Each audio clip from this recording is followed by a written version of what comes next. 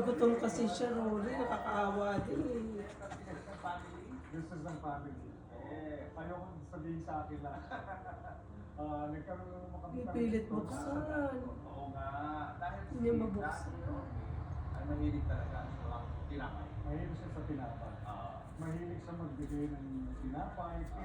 Pati yung time na kasagsagan na, pag naniligaw siya, yun din ang nililigaw. Ano pinaka-paboritong bread food? Ng daddy ko, ang daddy ko mahilig yan sa ensaymada. Ensaymada siya talaga.